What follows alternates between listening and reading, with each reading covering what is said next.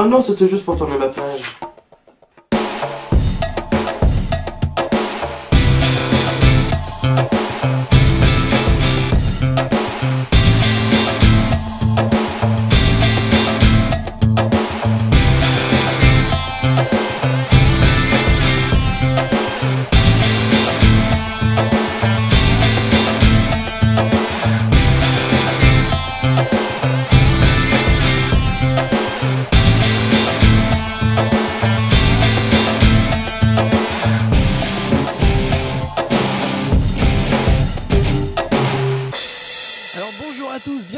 Cette nouvelle émission Juste un doigt en compagnie de Monsieur Michael Jones.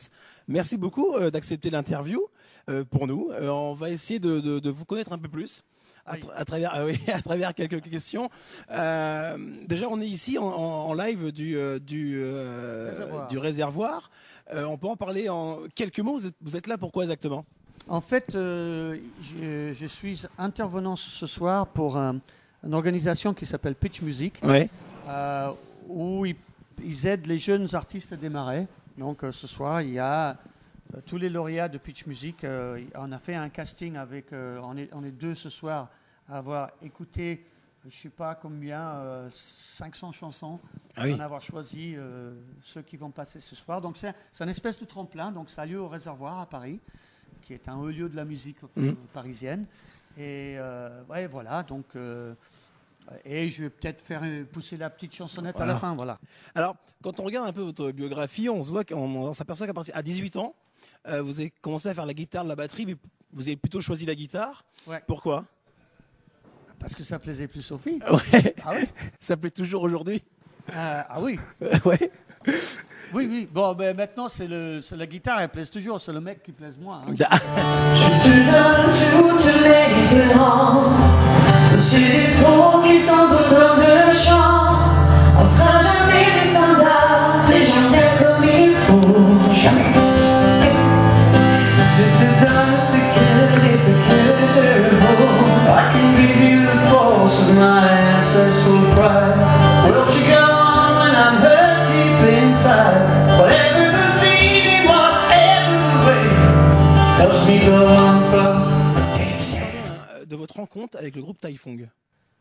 Alors, la rencontre avec le groupe Taifong, c'est simple, hein, j'ai fait un casting. On dit casting aujourd'hui. Ouais. À l'époque, on appelait ça des auditions. Ils cherchaient un chanteur, en fait, pour remplacer Jean-Jacques. D'accord, ouais.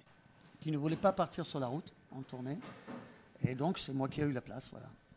Et donc, ça s'est fait comme ça. Vous avez rencontré Jean-Jacques à ce moment-là? Non, parce qu'il n'a pas voulu faire la tournée. Pas fait... Donc, moi, je l'ai remplacé sur la tournée. Et en fait, je l'ai rencontré quand il fallait faire les chansons pour l'album suivant. Ouais. Parce que je suis resté dans le groupe. Et Jean-Jacques était resté dans le groupe en tant qu'auteur, compositeur, chanteur.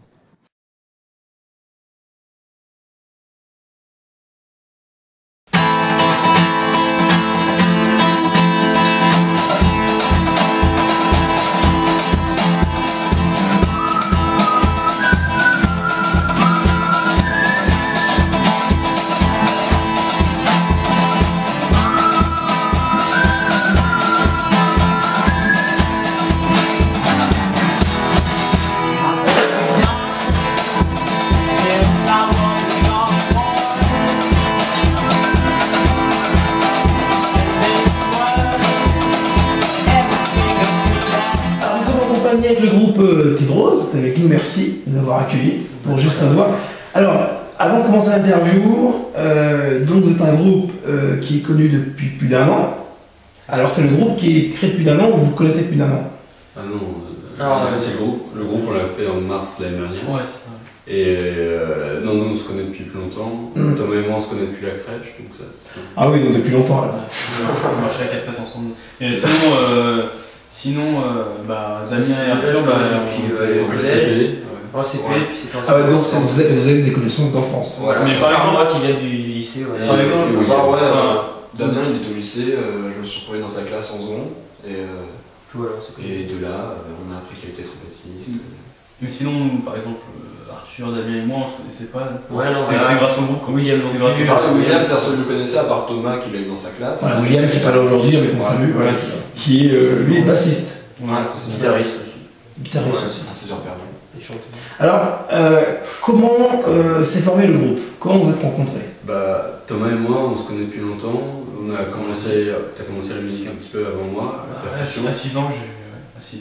Et donc forcément, on se dit ouais, faut qu'on monte un truc. Et puis après, j'ai connu Arthur d'abord. On a fait quelques bugs ensemble en 3e. Alors moi, par pur professionnalisme, j'ai appris que vous êtes connu, vous êtes formé en 2009.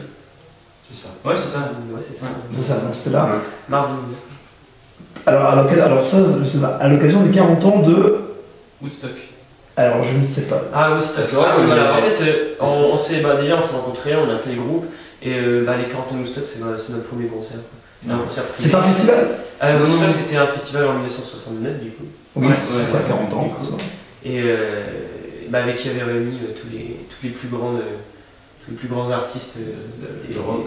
Ouais, de rock. Tel Jimi Hendrix. En fait, c'était vraiment un grand concert de paix. Et donc, c'était mon oncle et sa bande d'amis qui avaient organisé un truc. Et ils nous avaient invités. Et on savait, en fait, en faisant le groupe, on savait que si on arrivait à monter quelque chose d'ici cette soirée-là, on aurait le concert. I'm the son I used to be. There's a shadow hanging over me. Oh, yesterday came suddenly. Why she had to go, I don't know. She wouldn't say. I said something wrong, no, I long for yesterday. Est-ce que vous avez des projets, parce qu'on arrive bientôt à la fin de l'interview, hein, forcément, c'est un plaisir de rester avec vous plus longtemps. Donc, est-ce que vous avez un projet futur, là, peut-être qui arrive dans moyen terme, un projet. Des idées de projet, peut-être? Pour nous tous, en tant que groupe. Ah oui, en tant que groupe. En tant que groupe. Déjà, essayer de faire le maximum de concerts possible tant qu'il y a encore temps, avant le bac. Et ben merci beaucoup, puis bonne continuité à vous, puis à bientôt. Merci. Ciao.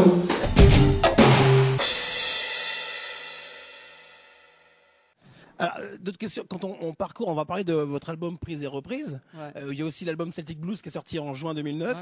Est-ce que vous en parlez un peu plus de cet album? Juin 2009, il était censé de sortir en juin 2009. En fait, il est sorti en juin 2009 pour la promo. Oui. Mais il est venu un événement qu'on ne pouvait pas prévoir. Michael Jackson est mort.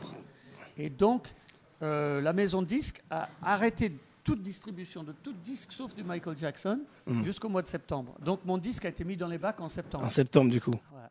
Et est-ce qu'on peut en savoir un peu plus sur cet album, Celtic Blues? Non. Pas du tout. Non, elle est trop fraîche. Donc, qu'est-ce que je peux dire pour ceux qui n'ont pas pu l'acheter? Ouais. Elle est toujours en vente. Voilà, achetez-le. Sinon, je vais sortir à la fin de l'année un disque live, donc basé sur le tournée Celtic Blues, qui sera gratuit. Ah oui, voilà. C'est ça qui est bien, gratuit sur le net? Il sera gratuit sur le net, il sera payant sur les concerts, mais pas cher. On va le vendre, je crois, 10 € sur le concert, où on va le signer, etc. Mais il sera téléchargeable gratuitement en MP3. Je ne sais pas sur quelle plateforme encore, faut négocier parce qu'ils n'aiment pas trop que ce soit gratos, mais bon. Ouais. Alors justement, on parlait de musique. En préparant cette émission avec Greg, on se posait une question. Quelle est la chanson que vous aimez aujourd'hui chanter? Celle que vous préférez chanter? Il n'y a pas. Non, il n'y en a pas? J'aime beaucoup. Ouais. Beaucoup de chansons, donc j'ai de la chance d'en chanter beaucoup et j'ai la chance de beaucoup aimer beaucoup de chansons. Donc non, je ne peux pas dire, il n'y a pas vraiment de chansons favoris, non. Ça dépend des jours. Il y a des jours où je dis, ah, celle-là, je l'ai fait bien aujourd'hui. C'est celle que j'ai fait le mieux.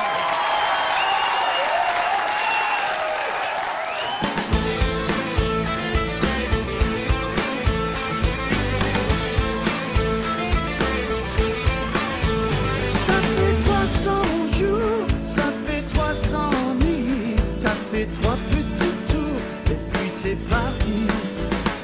Je dis ça au hasard, j'ai pas tout compté. Depuis ton départ, rien à regretter. Je suis tout seul, mais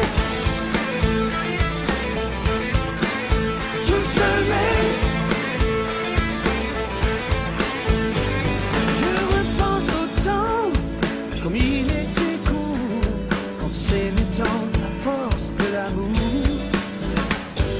On était si bien, on allait si haut. C'est déjà si loin le coup de ta peau.